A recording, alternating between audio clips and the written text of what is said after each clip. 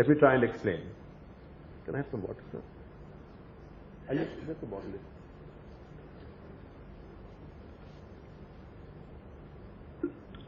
Both of our professions, that means journalism as well as management or overall the corporate profession. Both of our professions face a crisis these days. In the media, everything is called breaking news. A snake marrying a tree is breaking news. Everybody in the media is now shouting, exaggerating, screaming, calling everybody a thief. Don't confuse me with facts. In business and finance, we all know what happened on Wall Street. What happens in India every few years, whether it's a fair growth scandal or it's a Harshad Mehta scandal, something or the other breaks every few years. What happened when some of the smartest executives of the smartest investment banks began duping the investor with instruments they knew were going to fail? That led to a crisis of credibility in the corporate and the world of corporations and finance. I would recommend to all of you to read this brilliant book by Michael Lewis called The Big Short. It's one of the best accounts of the financial crisis so far, and it tells the story via the stories of men and women who made money when everybody lost. The message of the book is simple yet very powerful.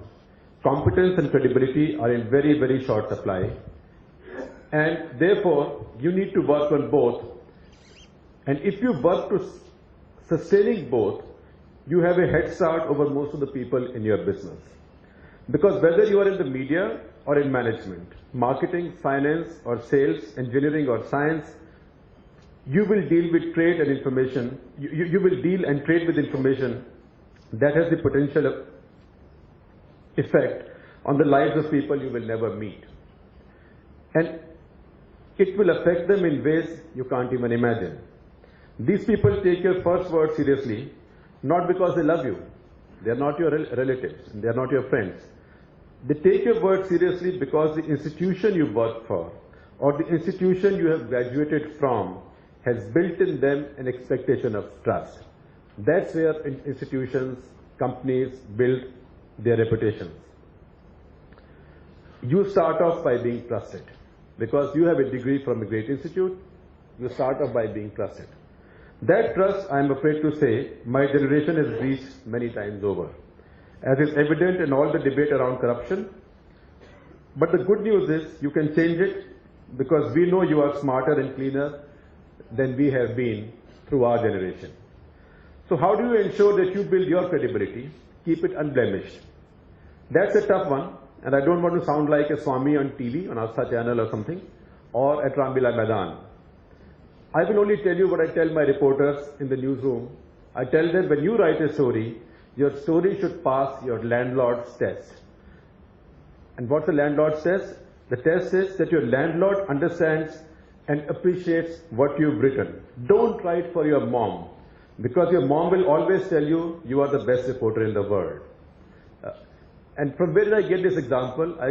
I got it from none else than my landlord. I moved into a house many years ago when I still used to work for India Today, and then I joined the Express, and my landlord Sardarji also started buying the Express. Then I noticed after a while he stopped buying the Express. So I asked him, I said, "Uncle, क्या हो गया? What happened?" So he said, "बेटा वो है ना जो पढ़ता हूँ बाकी अखबार, times of India, Hindustan times, वो लगता है जैसे इट्स अ फुल प्लेटर, पूरी थाली है, उसके अंदर सब्जी है, दाल है, सैलेड है, अचार है, मीठा है, रोटी है, चावल है. But when I read the express, उसमें मुझे लगता है कि अचार है, थोड़ा एक मसाले की सब्जी है, maybe some papad is there, maybe some dessert is there. तो पूरा थाली नहीं है. It's not a complete platter. It was a great lesson, that my landlord gave me, and that's when we added some. In fact, features pages, or we haven't become cheap like some of the others, and we don't sell any of our features space for money. But we did have to add a little bit more stuff to our paper just because the landlord said so. So I always say pass the landlord's test. But when it comes to credibility and ethics, you have to think of your mother. There is a wonderful line of Harvey Mackay, the entrepreneur and best-selling author of Swim with the Sharks Without Being Eaten Alive. He was talking to business school students like you, and he was talking about ethics. And what was his advice? I quote, always act as if your mother is watching because your mother always wants you to succeed. That mother's test is a great one to remember. Always act as if your mother is watching.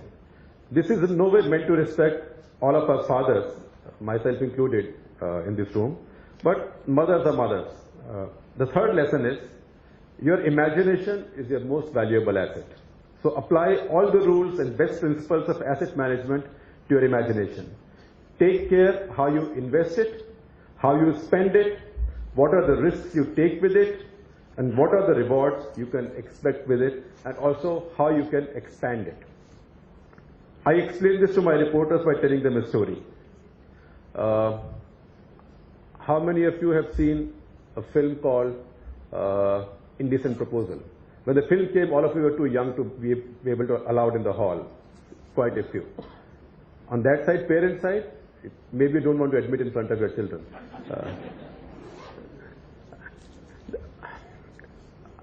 There's a sequence there where Woody Harrelson, after he's broken off with Demi Moore, when she sells out for a night for $1 million to Robert Redford. Of course, there's a side light to it. Great American humorist Paul wrote that if Robert Redford has to pay for it, something must be wrong with America.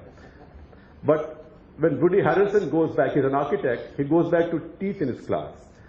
And he's teaching a class about Louis Kahn architecture. Now, Louis Kahn was a great architect who worked with bricks. He picks up a brick and he asks his student, what is this? Obviously, students say it's a brick. And he says, no, you think it's a brick. But Louis Kahn does not see it as a brick. And then he goes on to describe how Louis Kahn, when he looks at, or in Louis Kahn's School of Journalism, when you look at a brick, you imagine architecture, you imagine shapes, you imagine new kinds of elevation, you imagine all kinds of things. So I tell reporters that, look, remember that lesson from Louis Kahn. No fact is just a brick. Every fact, everything you see is a story. It's a question of how curious you are. Because just as every brick is a building, everything is a story. Because you are walking into an India now where the scope of your work is restricted only by the limits of your imagination. From imagination comes innovation and entrepreneurship. The bold leaps in the dark. Infosys came from imagination, so did Nano, so did Flipkart, so did Make My Trip.